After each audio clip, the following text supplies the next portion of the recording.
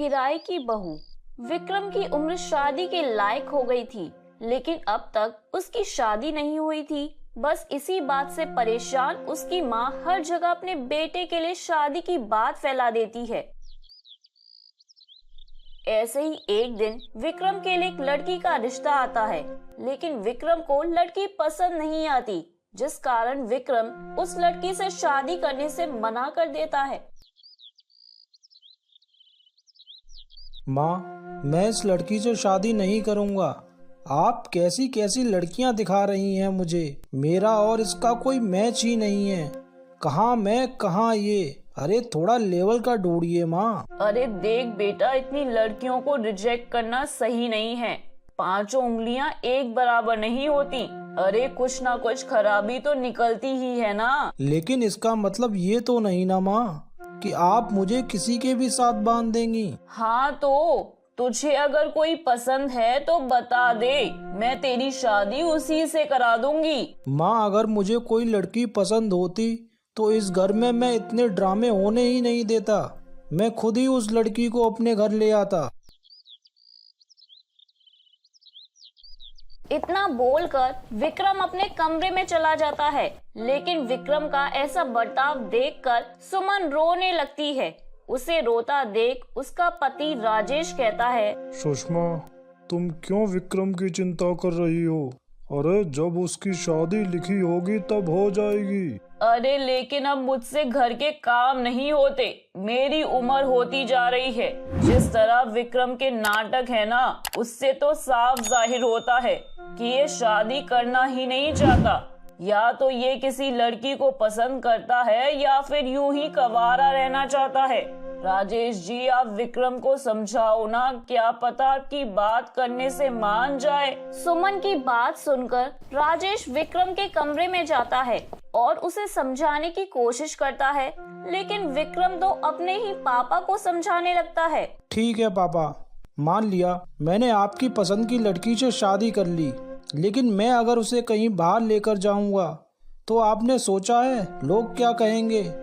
ना तो वो मेरी हाइट से मैच करती है, ना शकल सूरत, ना तो वो पढ़ी लिखी है। उसे तो अपनी बीवी कहते हुए भी मुझे शर्म आएगी। क्या आप अपने बेटे का ऐसा घर बसाना चाहते हैं जो शादी के बाद भी आपका बेटा सुखी न रहे?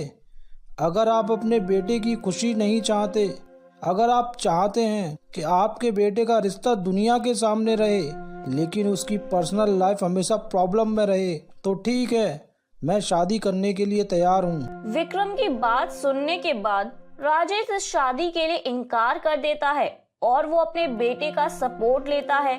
समय गुजरता है, लेकिन गुजरते समय के साथ अब भी विक्रम का रिश्ता किसी के साथ नहीं हुआ था। कभी विक्रम मना कर देता तो कभी लड़की वाले विक्रम को मना कर देते। ऐसे ही एक दिन सुषमा और राजेश आपस में बैठकर विक्रम की शादी की बात कर रहे थे। तभी सुषमा की पड़ोसन उसके घर आती है। अरे कैसी हो सुषमा बहन, और कहीं बेटे का रिश्ता हुआ कि नहीं? अरे कहाँ भाई, ऐसा लगता है कि मेरे बेटे के लिए लड़की बनी ही नहीं है, तभी तो मेरे बेटे की शादी हो नहीं पा रही। पता नहीं उसकी शादी कभी होगी या नहीं। अब तो बाहर जाती हूँ तो लोग मुझे ताने देने लगते हैं कि 30 साल का हो गया है, लेकिन अब तक माँ बाप उसे खुद से दूर नहीं कर पाए। बताओ, अब लोगों के ताने सुनकर रहना पड़ेगा मुझे। अरे तो तुम लोगों का मुंह बंद करने के लिए अपने लिए किराए की बहू क्यों नहीं ले आते? क्या कहा? किराए की बहू? क्या मतलब है आपका? अरे राजेश भाई साहब, लोगों का मुंह बंद करने के लिए कुछ ना कुछ तो करना ही पड़ेगा ना। आप भले ही 2-4 लोगों का मुंह बंद कर लोगे, लेकिन पूरी सोसाइटी का नहीं। किस किस का मुंह बंद करोगे आप? अरे बोलने वाले तो कुछ भी बोलते हैं।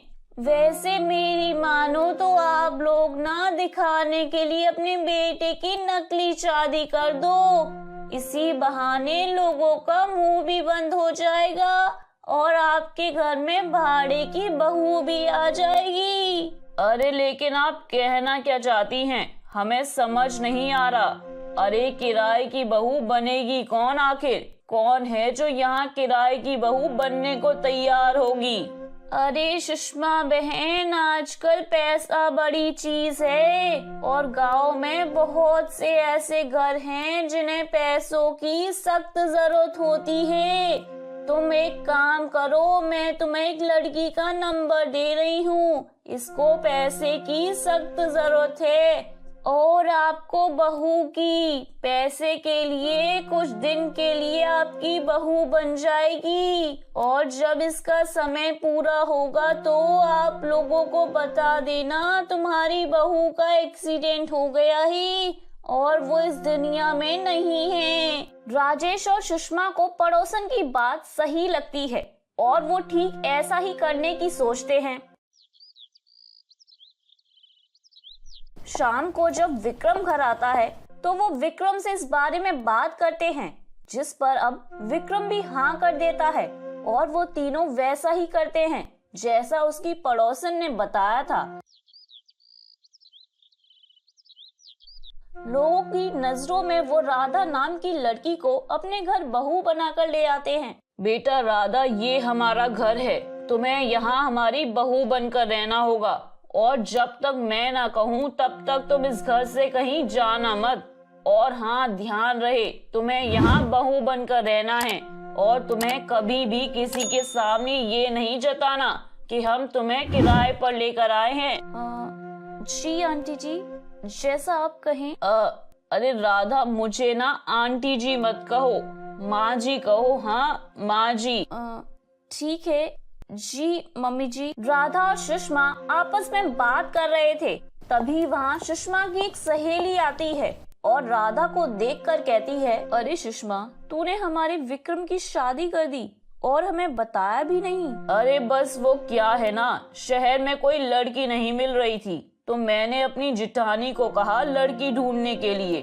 मेरी जिठानी ने राधा के लिए मुझे बताया और मैंने बिना कोई देरी किए विक्रम और राधा की शादी गांव में ही करा दी। राधा बेटा, ये ना मेरी सहेली है, जाओ जाकर चाय लेकर आओ इनके लिए। जी मम्मी जी, मैं अभी लेकर आती हूँ चाय। इतना बोलकर राधा वहाँ से चली जाती है और अपनी सास और उसकी सहेली के लिए चाय लेकर आती है। समय गुजरता है, गुजरते समय के साथ राधा वही करती जो एक बहू करती है। ऐसे ही एक दिन सुबह 5 बजे राधा उठकर घर में आरती कर रही होती है। उसकी आरती की आवाज सुनकर विक्रम, राजेश और सुषमा तीनों ही उठकर मंदिर में जाते हैं, जहां वो देखते हैं कि राधा घर के मंदिर में पूजा कर रही है।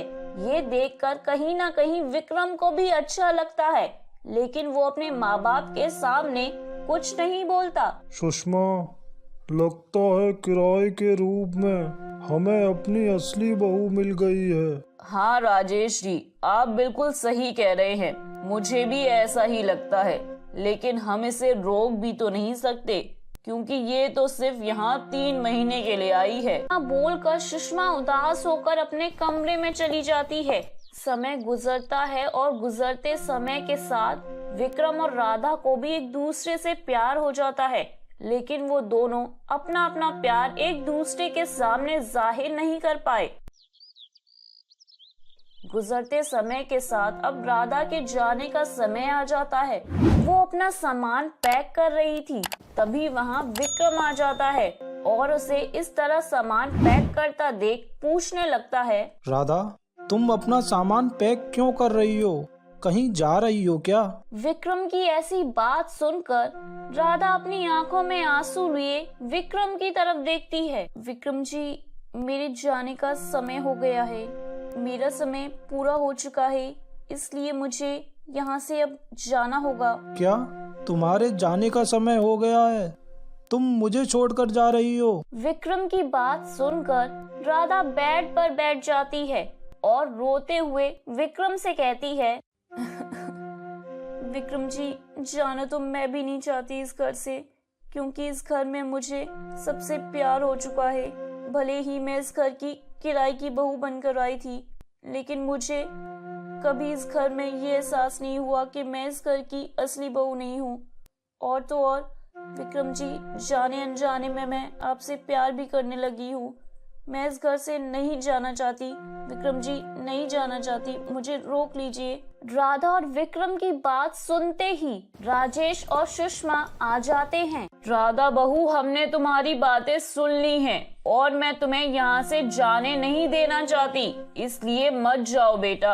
अरे हमने तुम्हें यहाँ से जाने को बोला ही नहीं, हमें ये भी पता है कि तुम भी ये घर छोड़कर नहीं जाना चाहती, है ना बेटा? मम्मी जी आप? हाँ बहू, जिस तरह तुम ये घर छोड़कर नहीं जाना चाहती, ठीक उसी तरह मैं भी तुम्हें इस घर से नहीं भेजना चाहती, क्योंकि मैंने भी तुम्हें अपने बहू के रूप में अपना लिया है। और मेरा ये पागल बेटा, वो तो तुम्हें बेहद प्यार करता है, लेकिन उसकी कभी हिम्मत नहीं हुई तुम्हें ये बोलने की। हाँ बेटा, इस घर को छोड़कर मत जा। तुम भले ही इस घर में किराए की बहू बनकर आई थी, लेकिन अब हम चाहते हैं कि तुम इस घर में किराए की बहू नहीं बल्कि असली बहू बनकर रहो। मेरे बेटे से शादी करोगी ना? राधा, मम्मी पापा बिल्कुल ठीक कह रहे हैं। मैंने तुम्हें अभी तक अपने दिल का हाल नहीं बताया। सच कहूँ तो हाँ, मैं भी तुमसे बहुत प्यार करता हूँ और मैं तुम्हें रोकना भी चाहता हूँ। प्लीज़ रुक जाओ, मुझसे शादी कर लो। बताओ राधा, क्या तुम मुझसे शादी करोगी? मैं तुम्हें वादा करता हूँ, मैं तुम्हें कभी कोई दुख नहीं दूंगा, हमेशा अपनी पलकों पर बिठा कर रखूंगा। हाँ विक्रम जी, हाँ। सबका इतना प्यार देखकर राधा खुद को रोक नहीं पाती और वो विक्रम से शादी करने के लिए तैयार हो जाती है। इस तरह राधा वहीं रुक जाती है, जिसके बाद विक्रम की माँ विक्रम और राधा की शादी धूमधाम से सभी के सामने करा देती हैं। इस तरह सुषमा की किराए की बहू उसकी अपनी बहू बन जाती है। तो मेरे प्यारे दोस्तों, कैसी लगी आपको मेरी ये कहानी? मुझे कमेंट करके जरूर बताएं और अपने दोस्तों के साथ शेयर करें। अगर आपने मेरे चैनल को अभी तक सब्सक्राइब नहीं किया है तो नीचे वाले बेल आइकन को दबाकर सब्सक्राइब कर लें। तो मिलती हूँ मैं आप सभी से फिर एक नई कहानी के साथ। तब तक आप अपना ध्यान रखिए। बाय बाय दोस्तों।